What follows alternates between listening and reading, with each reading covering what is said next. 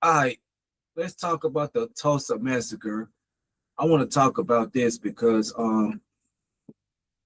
that was saying how these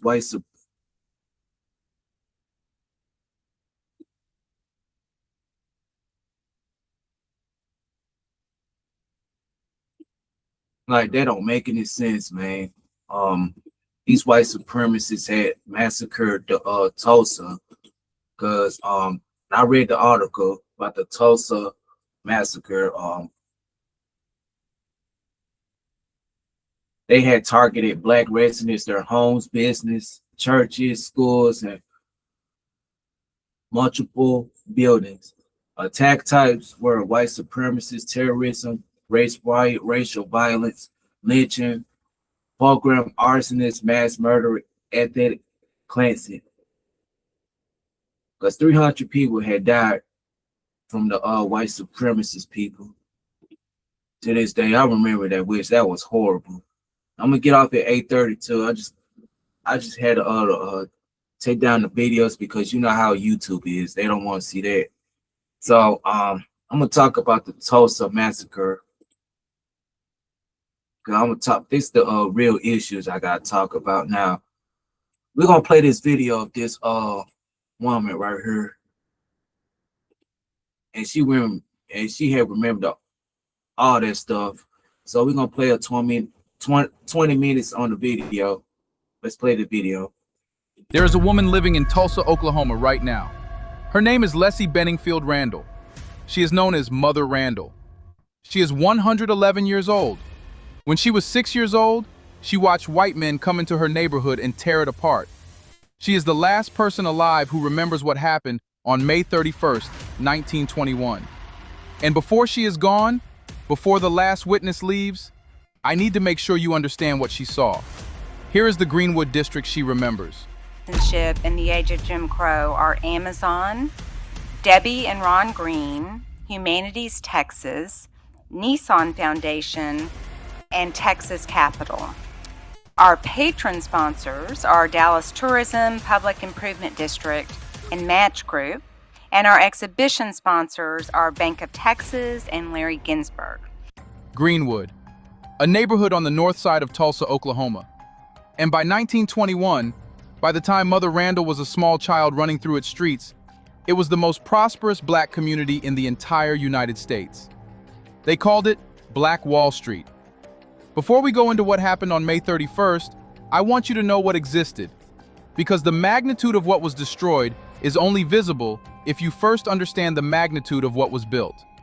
Tulsa in 1921 was an oil boomtown. Oklahoma had struck oil in 1905. The city was growing faster than almost anywhere in America. And within the city, in a segregated black neighborhood of approximately 10,000 people, an entire economy had been constructed. Not constructed by government investment, not constructed by charitable donations from white philanthropists. Constructed by black Americans who had been excluded from white society and had built their own. Here is what Black Wall Street actually contained. You have all sorts of businesses in Greenwood. You have everything. 191 businesses, 4 hotels, 8 churches, 7 grocery stores, 2 hospitals, the only medical facilities available to black residents in the entire city, 2 Masonic lodges, real estate offices, law firms, doctor's offices, dental offices, drugstores, auto garages, beauty salons and barbershops, a junior high school, a library, and the Dreamland Theater, a 3-story building owned by John and Lula Williams. The first floor, a confectionery with a 12-foot soda fountain and seating for 50 people. Above that, a rooftop garden restaurant. John and Lula were also the first black Tulsans to own a car. The Tulsa Star, a newspaper founded by A.J. Smitherman, a black man, outspoken, powerful, despised by the white establishment for the same reason a black newspaper is always despised, because it told the truth. And Mount Zion Baptist Church, a congregation that had raised money for decades to build a proper home. The new building cost $92,000. They held their first service on April 4th, 1921. April 4th, 1921, 40 days before the massacre. That church had existed for 40 days when the white mob burned it to the ground. I want to give you the economic argument for why this community existed in this form. Segregation created Black Wall Street. Black residents were not permitted to shop at white businesses. They were excluded from white hospitals, white schools, white hotels, white theaters, white barbershops. So the Black community of Greenwood built their own. Every dollar spent in Greenwood circulated within Greenwood. It did not leave the neighborhood and enrich white business owners. It stayed. It multiplied. It built wealth. This is the economic logic that every Pan-African economist has described when they talk about community self-sufficiency. Money that circulates within a community builds that community. The irony of segregation is that it forced Black Americans to practice exactly the economic self-reliance that Pan-Africanists have been advocating for ever since. Black Wall Street was what African economic sovereignty looks like, and the white establishment of Tulsa had been watching it grow. As PBS historian and community member says directly, this was not about the boy in the elevator. This was about Blacks becoming too economically powerful. Now the spark. May 30th, 1921, a Monday. Dick Rowland is a young Black man, a shoe shiner. He works in a building at 3rd and Main Street, downtown Tulsa. To reach his workplace, he regularly uses the elevator in the Drexel building. The elevator is operated by Sarah Page, a white woman. There is documentation suggesting Dick Rowland and Sarah Page knew each other, were not strangers, had interacted many times. On May 30th, something happened in that elevator. Accounts differ. Sarah Page may have screamed. Dick Rowland fled the scene. The Tulsa police were called. The next morning, they arrested Dick Rowland. By that point, rumors of what had supposedly happened had been traveling through Tulsa's white community for hours, growing, changing, becoming more extreme with each retelling. On May 31st, the Tulsa Tribune published a front-page story. The headline described an attempted assault. The article inflamed a city that was already tense. The Ku Klux Klan had experienced a major resurgence across America after the First World War. Tulsa had significant Klan membership. The years following World War I had seen racial violence spike across the country. What historians call the Red Summer of 1919 had seen dozens of cities erupt.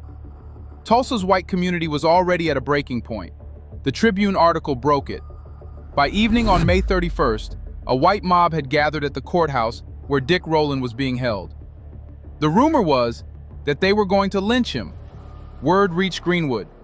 And here is the part of the story that the mainstream history often glosses over. The Black men of Greenwood, many of them World War I veterans who had fought for America in Europe, went to the courthouse armed. They were not going to let the mob murder Dick Rowland without resistance. A standoff formed outside the courthouse. A shot was fired. No one knows who fired it. And then everything broke. The white mob turned toward Greenwood. Let's pause for a second to say a big thank you to the Black Culture Diary community, where Black voices, stories, and legacies are preserved and amplified. By becoming a member, you're not just supporting the channel, you're becoming part of a powerful cultural movement. Let's continue. The early hours of June 1st, 1921. Here is what happened next. Take a careful look at this footage. Something terrible happened here. And for decades, people didn't talk about it. I was an adult before I ever heard about it. It was something that was hidden. This entire historic community was obliterated. Bodies dumped in rivers, bodies dumped in mass graves. It was an absolute massacre. White rioters entered Greenwood at dawn.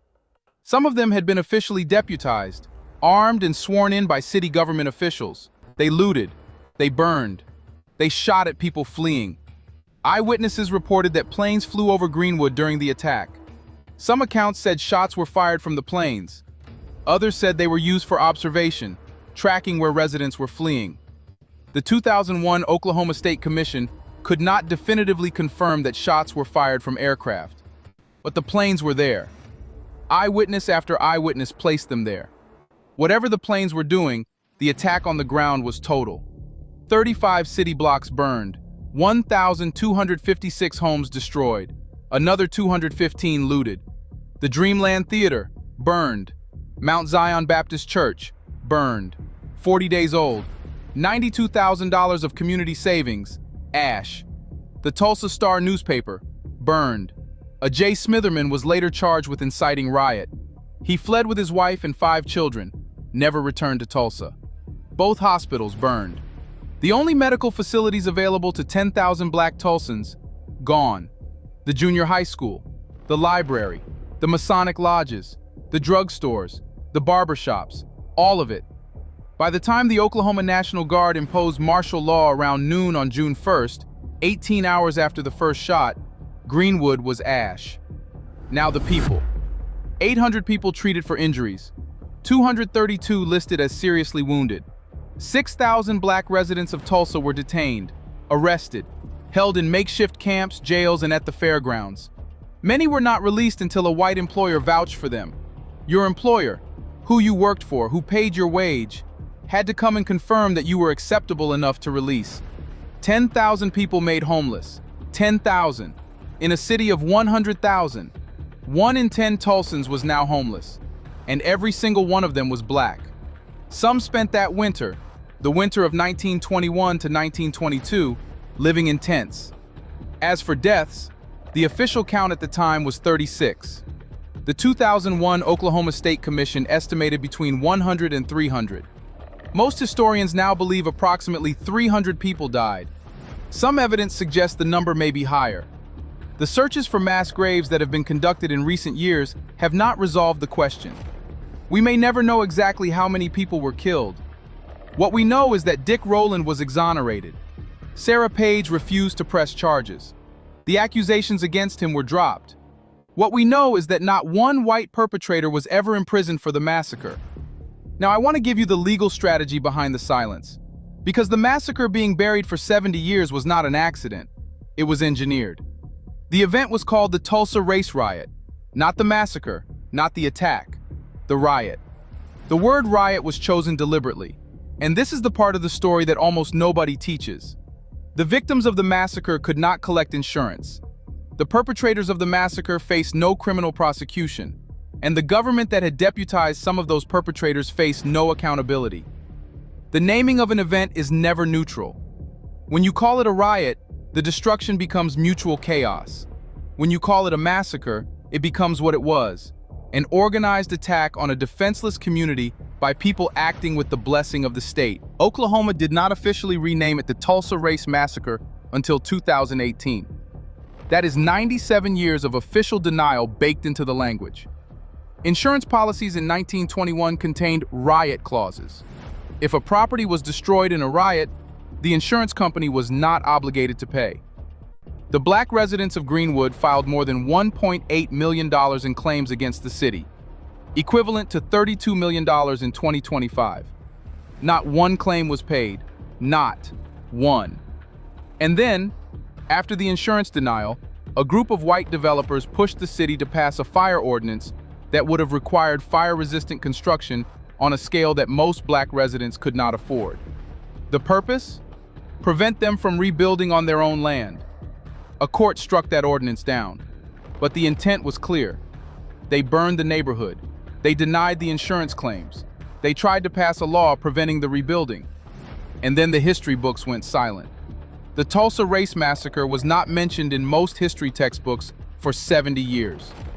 The people of Greenwood passed the story down through oral history, through churches, through family dinner tables, but the official record pretended it had barely happened. Here is a reminder to please like and share the video and subscribe to our channel to watch more videos on black culture, history, civilization, and identity. Let's continue now. Now the rebuild. Because this part of the story is also remarkable. Despite everything, the denial of insurance claims, the attempted ordinance, the lack of government support. By the end of 1922, 80 new businesses had reopened in Greenwood. 80 businesses in 1 year. People who had lost everything began again. By the 1940s, the Greenwood district had been rebuilt and was thriving again. Not as prosperous as 1921, the assets, the institutions, the capital that had accumulated over decades had been destroyed. But functional, alive. And then came the second destruction.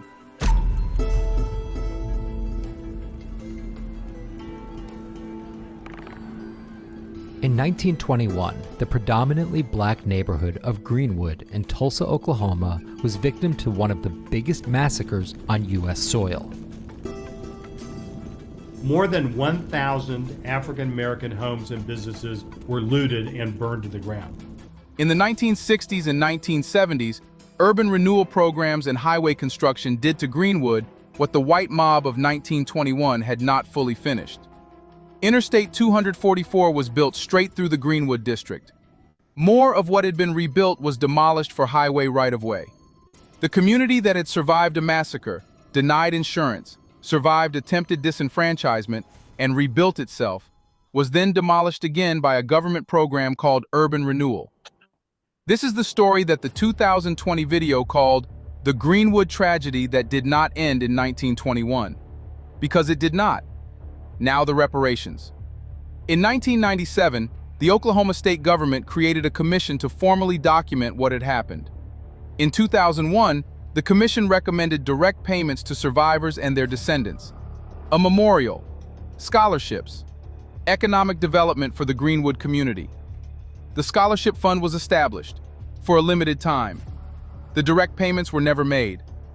In 2026, a lawyer named Demario Solomon Simmons published a book called Justice for Greenwood: From Massacre to Reparations. The legal case for reparations on behalf of survivors and descendants is still being litigated. Not one direct payment has ever been made to a survivor or descendant of the Tulsa Race Massacre. Now I want to bring you back to the woman we started with. Here she is. I guess I might have been 5, I don't know. Very small. But I remember some of the things that happened. I remember men coming to the house. They were white men. I don't know what they called themselves, Ku Klux Klans or what they called themselves, were coming in. Leslie Benningfield Randall is 111 years old in 2026.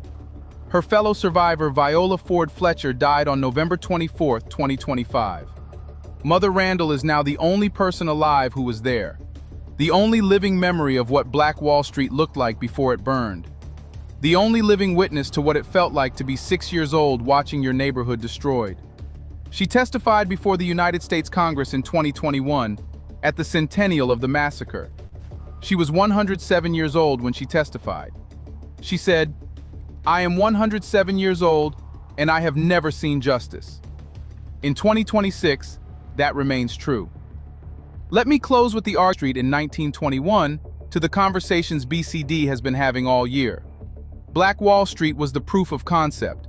It proved that black economic self-sufficiency is not only possible, it is extraordinarily powerful when the conditions allow it. Every dollar that stayed in Greenwood built Greenwood. The Dreamland Theater, the hospitals, the law firms, the Masonic lodges, the churches, all of it built by people who could not rely on the white economy to serve them, so they built their own. And when the white establishment of Tulsa looked at what had been built, their reaction was not admiration, it was terror. As the historians say, this was not about the boy in the elevator. This was about black people becoming too economically powerful. The massacre did not happen because Dick Rowland rode an elevator. The Greenwood district had accumulated in 2 decades what took most communities a century. By 1921, the community's assets were estimated at $2 million, equivalent to approximately $35 million today. Property values in Greenwood had been rising every year. Black professionals, doctors, lawyers, dentists, had clientele who couldn't access white practices. The segregation that was designed to limit them had instead created a captive market that enriched the community, and surrounding white communities noticed. It happened because Black Wall Street was working. And when black economic power works, historically, consistently, it has faced this response. Not competition, not absorption, not negotiation. Destruction. In 1921, the destruction took 18 hours. It took 70 years for the official record to acknowledge it happened. And over 100 years later, the last woman alive who saw it has not received justice. That is not history. That is the present. Let us know in the comments section. Did you learn about Black Wall Street in school? And what do you think is the most important lesson the Greenwood story holds for black communities trying to build economic power today. Do you want to watch more videos like this one? If so, subscribe to our channel and press the bell icon next to it. We have decided to bring videos on something nobody talks about: Black culture, civilization, history, and evidence about how glorious Blacks have been. Thanks for watching, and until the next video, stay tuned.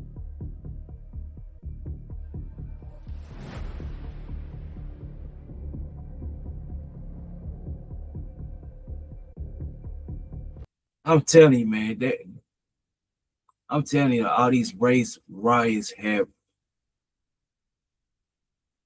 all that happened now because these white supremacists. These white supremacists have murdered thousands of people. And then I had talked about it too. It was a very long time ago. To this point at end. These white supremacists did not like us. Because they had survived.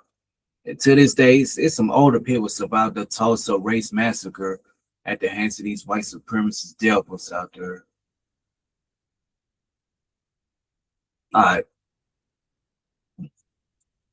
Like, man, it was just horrible how these white supremacist devils did that. Like that don't make any sense how these white supremacists didn't like us. They had a race massacre against these neo-Nazis and these white supremacists.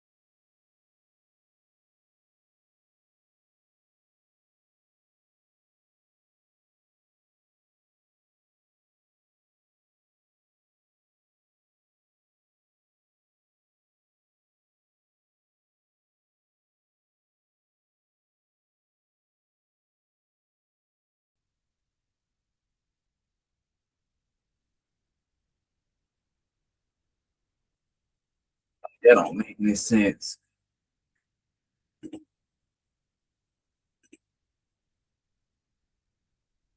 And that don't make any sense how these individuals consider don't know what their history is. The Tulsa Massacre. You know what I'm gonna do? I'm gonna trim this video out since they like to block it.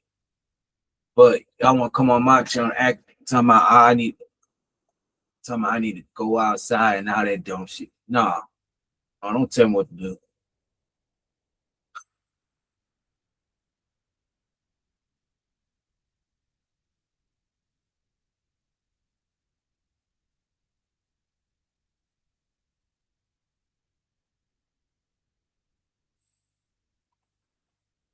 Like that don't make any sense. The Tulsa Massacre was real. It was real when these white supremacists had target us as black people. It was real.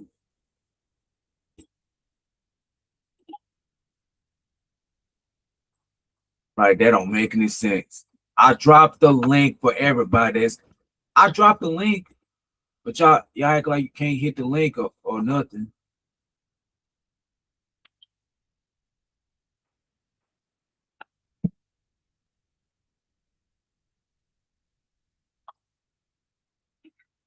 Like that don't make any sense.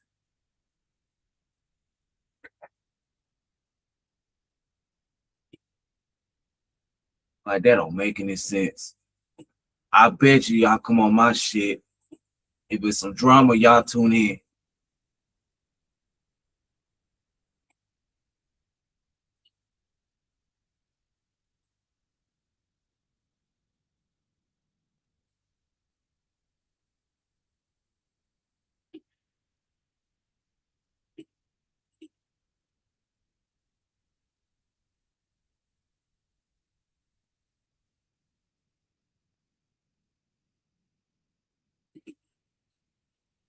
Like that don't make any sense. That's another thing with the Tulsa Massacre.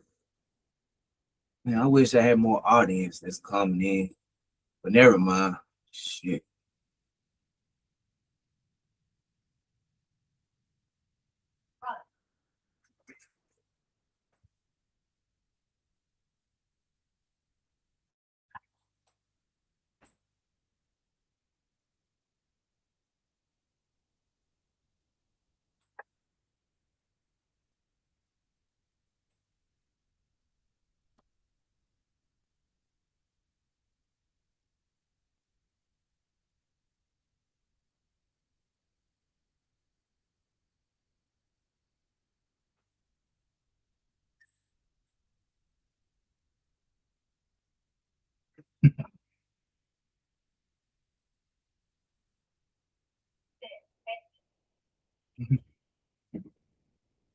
Like that don't make any sense.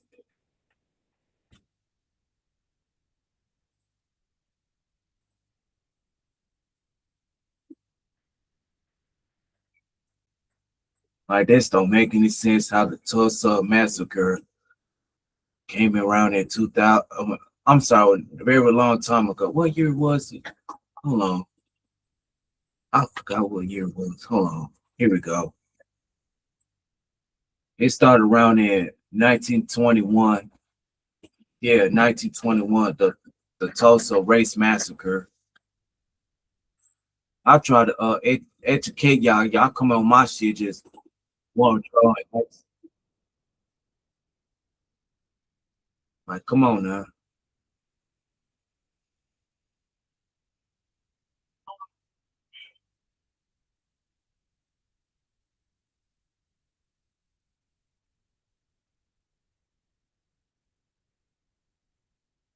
Like, come on, man.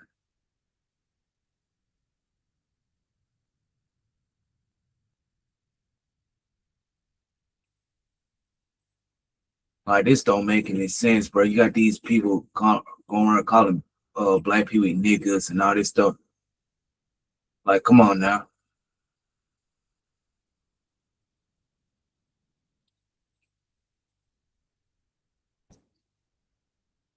Like, that don't make any sense.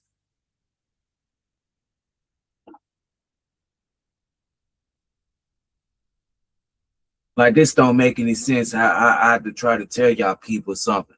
I'm trying to educate y'all, but now you want to come on my channel acting stupid and dumb. I have to block a lot of people. Nah, if you don't want to be educated, that's fine. Go somewhere else. They got other channels you can go to. Stay on my shit. All right. It was real back in like 1920s. You got these white supremacist people that started bombing people. Uh and these KKK members that call black people N words to this day. Like that don't make any sense.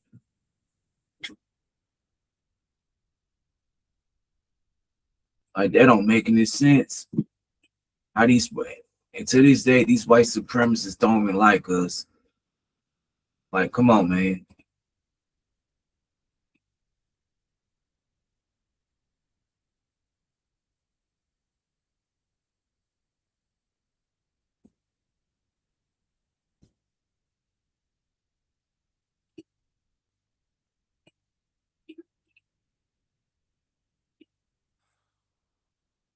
Man, that don't make any sense, man.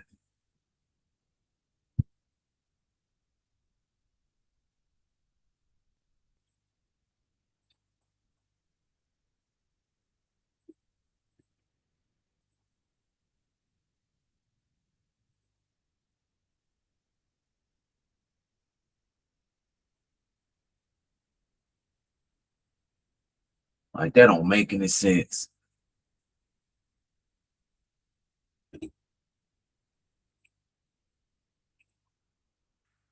Boy, I tell you, man. I'm trying to educate y'all. I played the videos how the Tulsa Massacre people, how people got murdered and slaughtered throughout these streets of these white supremacists. To this day, these white supremacists still targeting us. And I don't know why people people, I'm talking about this right now. It was happening in 1921.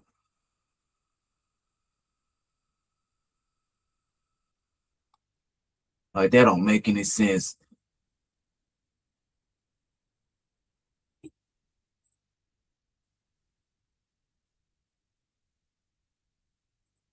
Like, come on, man.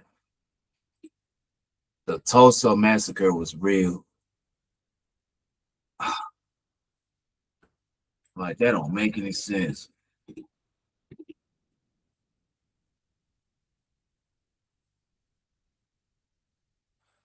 Man, this is sad, bro. We ain't never gonna come together. Like, come on, man. Like, this is real, man. We trying to. It happened a long time ago. I seen older people survive of that massacre, but I don't see nobody on Black YouTube talk about. But I will. I'm gonna talk about it. I don't see nobody ain't talking about it. They too busy to be on this gender war stuff, which it got ink, but it got boring now. Like, that don't make any sense.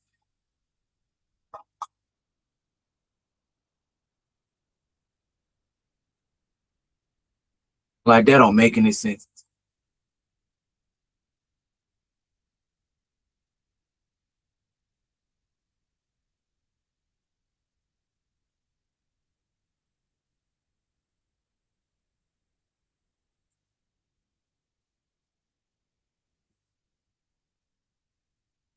Like, that don't make any sense.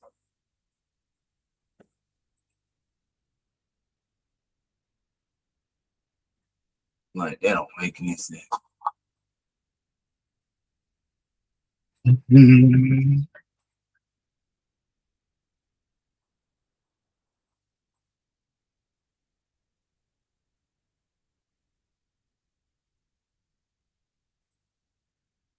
Like, that don't make any sense. You got these people in the Black community not gonna talk about that. They, I mean, on Black YouTube, they won't too busy on this gender war stuff. But me, I'm gonna talk about historic stuff. That's exactly what I'm gonna do. Like, this is real.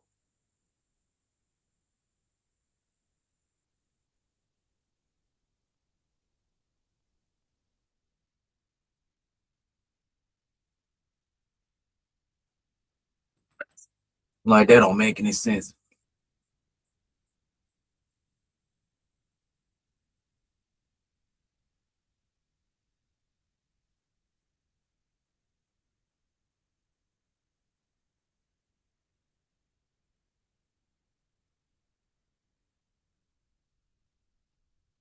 Like, that don't make any sense.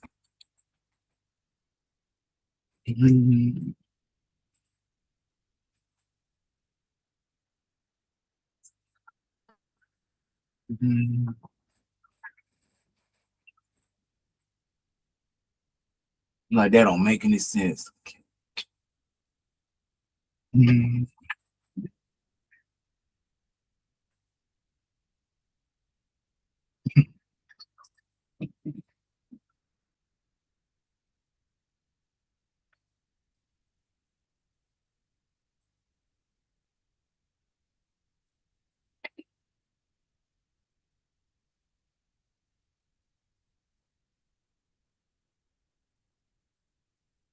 Like that don't make any sense, man. Shit. Sad how these white supremacists are.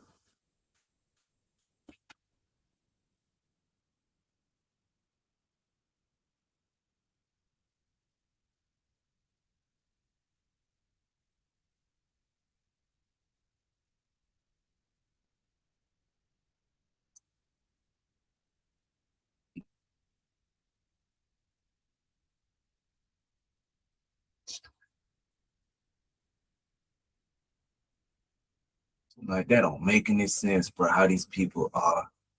They don't know what the Tulsa Massacre is, but they too busy spending on this gender war stuff. But I'm gonna talk about it anyway. Like, since y'all niggas ain't gonna talk about this,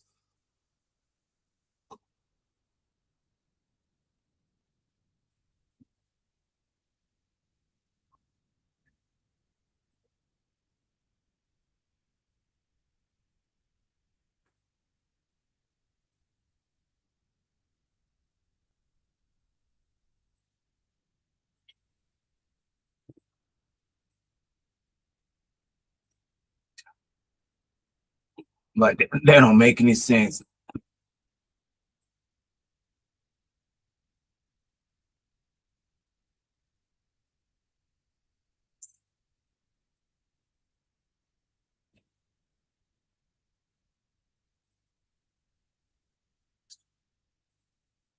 Like that don't make any sense.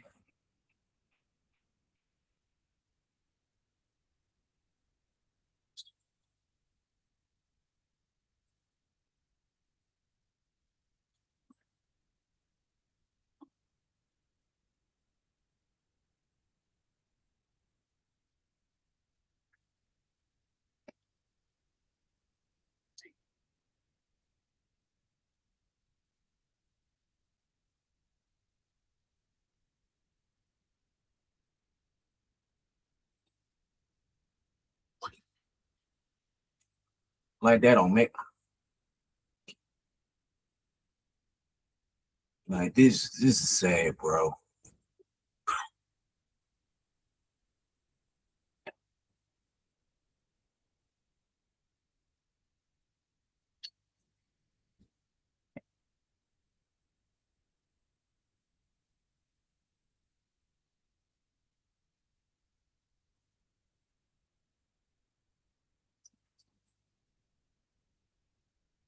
Like that don't make any sense.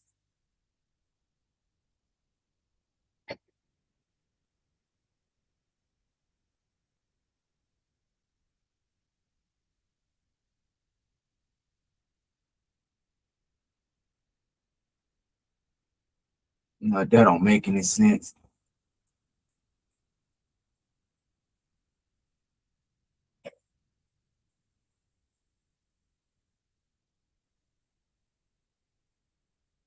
Like that don't make any sense.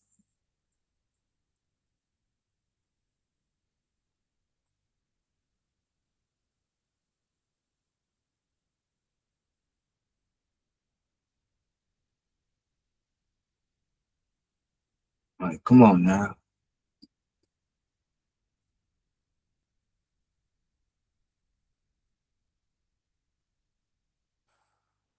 And it was so horrible how the people had got murdered at the hands of these white supremacists. I'll tell you, man, the Tulsa Massacre was like, damn, man, it was bad. It was bad that the Tulsa Massacre, it was 1,000 people got murdered at the hands of these demonic white supremacists.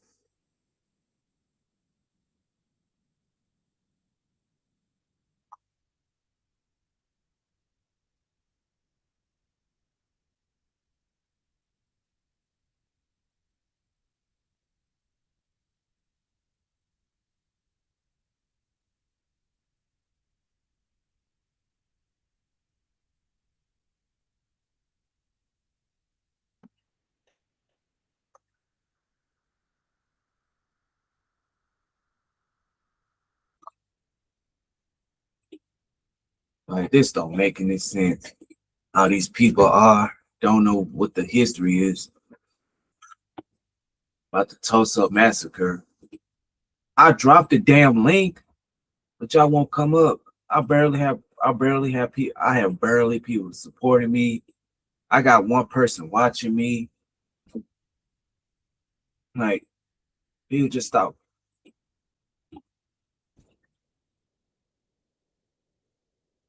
But I guarantee you there's some drunk.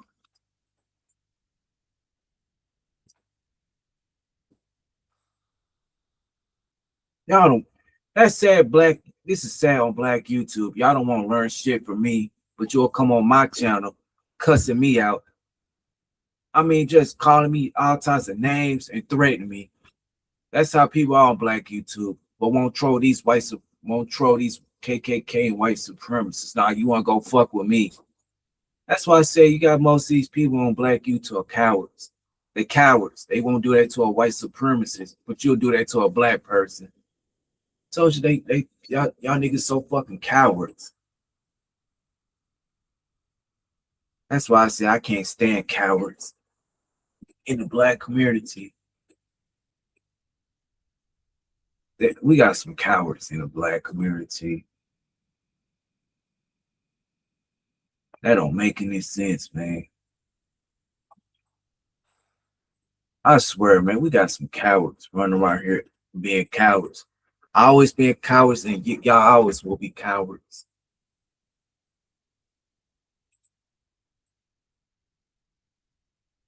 Like, that don't make any sense.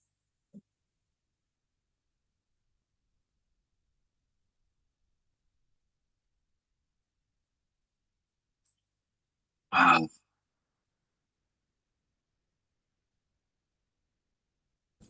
Damn, man, this is sad.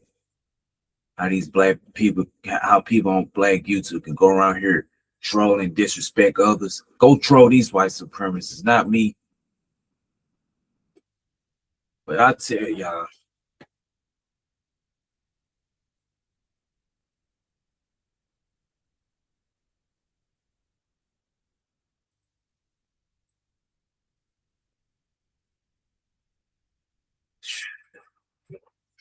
I swear, man, you got some people on Black YouTube. They scared of these white supremacists. But anyway, I'm gonna go ahead and just I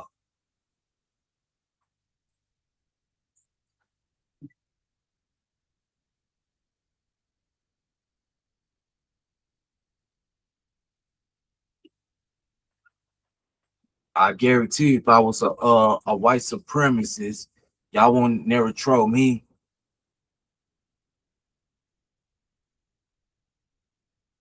They won't troll me.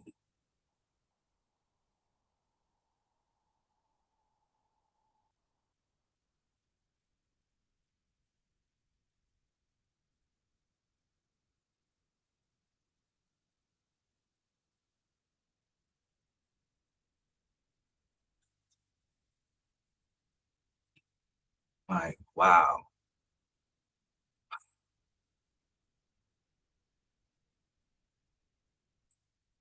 So I just come here to talk about this, man. That don't make any sense. This is sad, bro, how black people are on YouTube. Y'all sit there want to drag me, but not these white supremacists. Bro. Y'all some bunch of pussy. Y'all bunch of pussies. I can't stand no pussy ass people on Black YouTube. I can't stand y'all.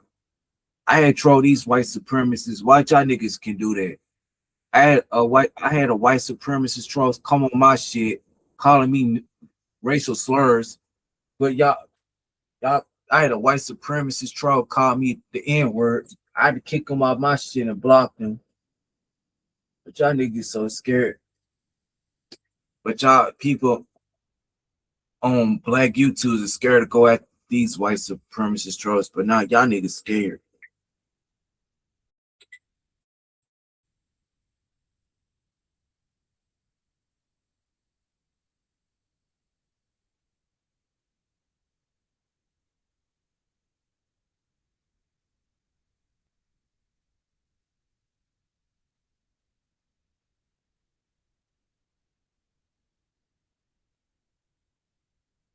Like, come on now.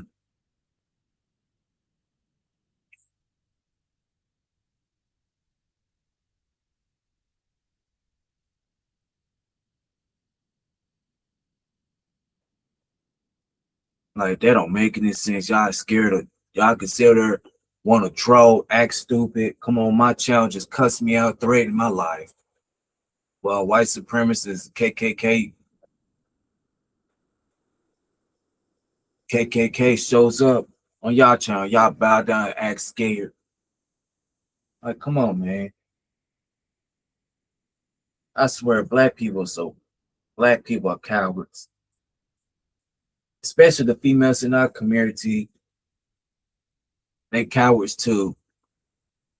These females in the black community will have all this smoke for black other black women, but won't have that smoke for these white supremacist females out there.